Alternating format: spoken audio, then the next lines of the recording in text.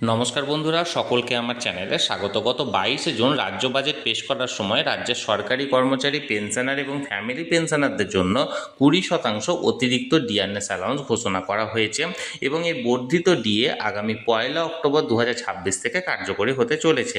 এখন এই ডিএ বৃদ্ধির ফলে একজন পেনশনার বা ফ্যামিলি পেনশনারদের কত টাকা পেনশনে বা ফ্যামিলি পেনশনে বৃদ্ধি হতে চলেছে সেই নিয়ে বহু পেনশনার বা ফ্যামিলি পেনশন বুঝতে না পারে আমাকে অন্য ভিডিওর কমেন্ট সেকশনে কমেন্ট করেছেন।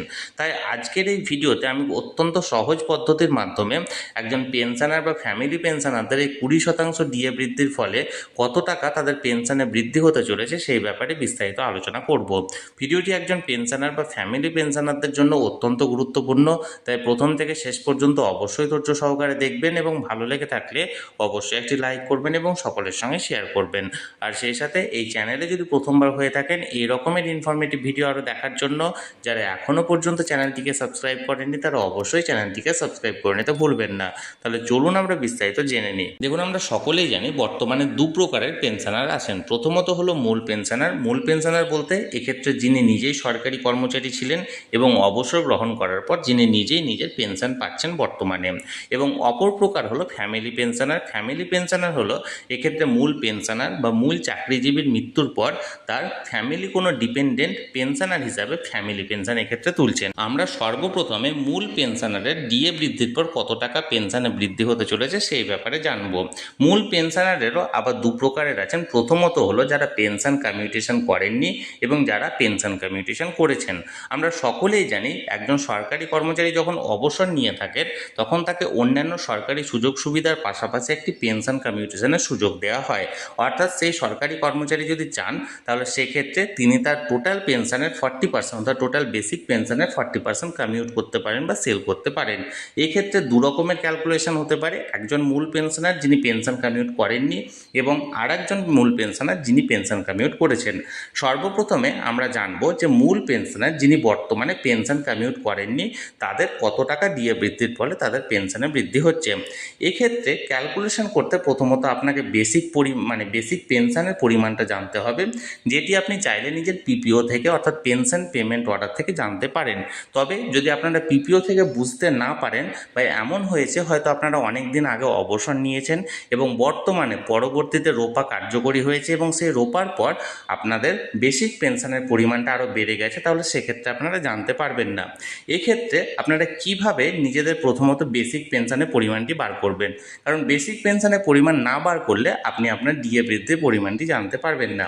বেসিক পেনশনের পরিমাণ বার করতে গেলে প্রথমত আপনাকে আপনার বর্তমানে যে টোটাল পেনশনটা পাচ্ছেন অর্থাৎ প্রতি মাসের 1 তারিখ আপনার পেনশন অ্যাকাউন্টে যে পরিমাণ পেনশনটি ঢুকছে সেটা থেকে সেই অ্যামাউন্টটা থেকে আপনাকে প্রথমত 500 টাকা বাদ দিতে হবে এবং 500 টাকা বাদ দেওয়ার পর যে অ্যামাউন্টটি দাঁড়াবে সেই অ্যামাউন্টটাকে 1.18 দিয়ে ডিভাইড অর্থাৎ ভাগ করতে হবে। 1.18 এক্ষেত্রে কেন, তার কারণ বর্তমানে 18% হারে ডিআরএস অ্যালাউন্স প্রযোজ্য আছে, তাই 1.18 দিয়ে ভাগ করতে হবে। এক্ষেত্রে ধরুন আমি একটি উদাহরণের সাহায্যে বিষয়টি আর একটু পরিষ্কার করে দিই। ধরুন আপনার এই মুহূর্তে আপনার পেনশন অ্যাকাউন্টে টোটাল 18,000 টাকা আপনার পেনশন হিসাবে ঢুকছে। অর্থাৎ 18,000 টাকাকে প্রথমত আপনি আপনার 500 টাকা বাদ দেবেন। এই 500 টাকাটা হচ্ছে মেডিকেল অ্যালাউন্স। এই মেডিকেল অ্যালাউন্সের পরিমাণটা প্রথমত আপনার বাদ যাবে, নিয়ে দাঁড়াবে 17,500 টাকা। এই 17,500 টাকাটাকে প্রথমত এবার আপনি 1.18 দিয়ে ডিভাইড করবেন। এবার 1.18 দিয়ে ডিভাইড করার পর দাঁড়ালো 14,830 টাকা। তাহলে এক্ষেত্রে এটাই হবে আপনার বেসিক পেনশন। অর্থাৎ এক কথায় বলতে গেলে আপনার অ্যাকাউন্টে পেনশন অ্যাকাউন্টে যে টোটাল পেনশনটি ঢুকছে সেটা থেকে প্রথমত মেডিকেল অ্যালাউন্স বাবদ 500 টাকা বাদ দেবেন, যে অ্যামাউন্টটা থাকবে সেই অ্যামাউন্টটাকে 1.18 দিয়ে ডিভাইড করবেন। এক্ষেত্রে 18,000 টাকা আমি এক্সাম্পল হিসাবে ধরেছি। এই 18,000 থেকে প্রথমত 500 টাকা বাদ দিলাম। 17,500 টাকা থেকে 17,500কে এবার 1.18 দিয়ে ডিভাইড করে আমার দাঁড়ালো 14,830 টাকা। অর্থাৎ এই 14,830 টাকা হলো এই পেনশনারের বর্তমানে বেসিক পেনশন। এবার 20% ডিআরএস অ্যালাউন্স বৃদ্ধি মানে এই 14,830 টাকার উপর আপনার 20% ডিআরএস অ্যালাউন্স বৃদ্ধি হবে। এক্ষেত্রে 14,830-এর 20% হচ্ছে 2,966 টাকা। এবার আপনার 2,966 টাকা বাড়তে চলেছে এই 20% ডিআরএস অ্যালাউন্স ইনক্রিজ ইনক্রিজ হওয়ার পর।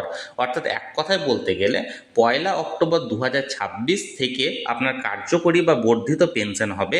আগে পেতেন 18,000 টাকা টোটাল, তার উপর আরও 2,966 টাকা যেটা বাড়লো সেটা যোগ হবে, অর্থাৎ মোট 20,966 টাকাটি আপনার হবে নতুন পেনশনের পরিমাণ, যেটা 1 অক্টোবর থেকে লাগু হবে।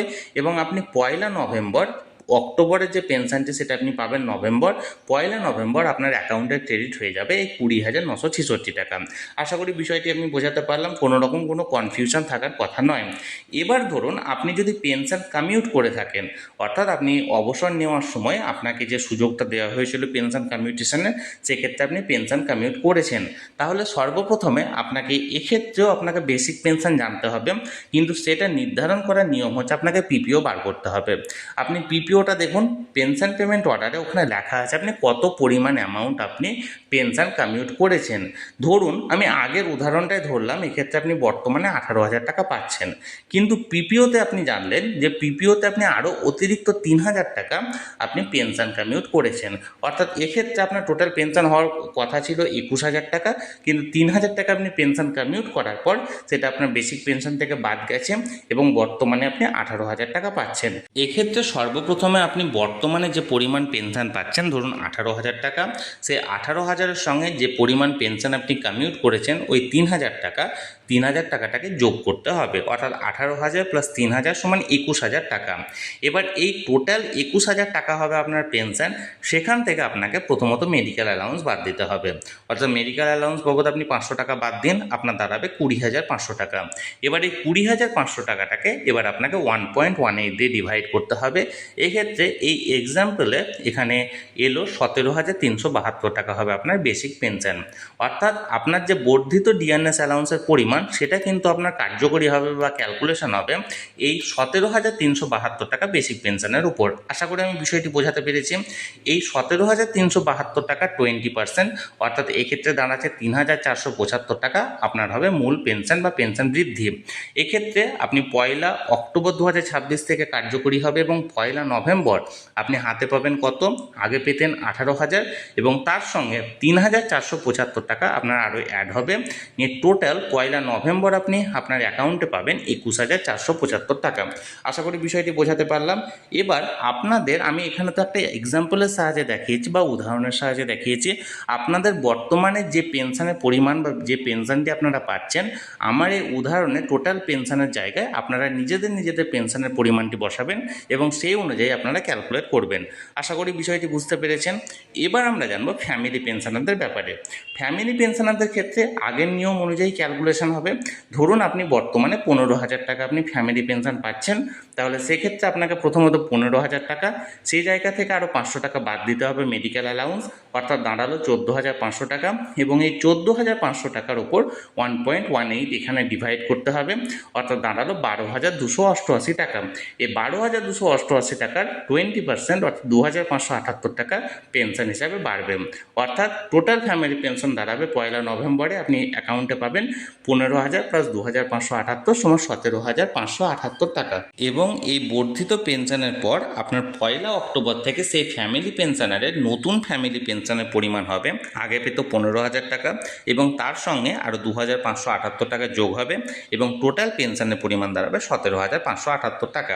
আমি বারবারই বলছি, এখানে যে উদাহরণগুলি আমি দেখিয়েছি বা যে এক্সাম্পলটা দেখিয়েছি সেটা একটা কাল্পনিক এক্সাম্পল। আপনারা এই এক্সাম্পলে যে টোটাল পেনশনের পরিমাণ আছে সেই পরিমাণের জায়গায় নিজের যে টোটাল পেনশন আছে সেটা বসিয়ে আপনারা সহজ পদ্ধতির মাধ্যমে ক্যালকুলেশন করবেন। এক্ষেত্রে না বোঝার কোনো রকম কোনো বিষয় নেই, খুব সহজভাবে আমি বোঝানোর চেষ্টা করেছি। তবুও যদি আপনার মনে হয় আপনি বুঝতে পারছেন না, আপনারা আমাকে কমেন্ট করে জানান। আপনার বেসিক পেনশনের পরিমাণ যদি জানেন তাহলে জানাতে পারেন, বা এক্ষেত্রে যদি না জানেন আপনি টোটাল বর্তমানে কত টাকা পেনশন পাচ্ছেন সেটা আমাকে জানান এবং আপনি পেনশন কমিউট করেছেন কি করেননি সেটাও আমাকে জানান। আমি আপনাদের হয়ে এই ক্যালকুলেশনটা করে দেবো এবং কমেন্ট সেকশানে আমি অ্যান্সার দিয়ে দেবো। তাহলে বন্ধুরা, 20% ডিআরএস অ্যালাউন্স বৃদ্ধির পর একজন পেনশনার বা একজন ফ্যামিলি পেনশনারের কত টাকা পেনশনে বৃদ্ধি হতে চলেছে সেই নিয়ে আমি অত্যন্ত সহজ পদ্ধতির মাধ্যমে আপনাদেরকে বোঝানোর চেষ্টা করলাম। এই নিয়ে যদি আপনাদের আরও কিছু জানার থাকে অবশ্যই কমেন্ট করুন, আর এই ভিডিওটি ভালো লেগে থাকলে অবশ্যই একটি লাইক করুন এবং সকলের সঙ্গে শেয়ার করুন। আর সেই সাথে এই চ্যানেলে যদি প্রথমবার হয়ে থাকেন এই রকমের ইনফরমেটিভ ভিডিও আরও দেখার জন্য যারা এখনও পর্যন্ত চ্যানেলটিকে সাবস্ক্রাইব করেনি তারা অবশ্যই চ্যানেলটিকে সাবস্ক্রাইব করে রাখুন। ধন্যবাদ, দেখা হচ্ছে পরের ভিডিওতে।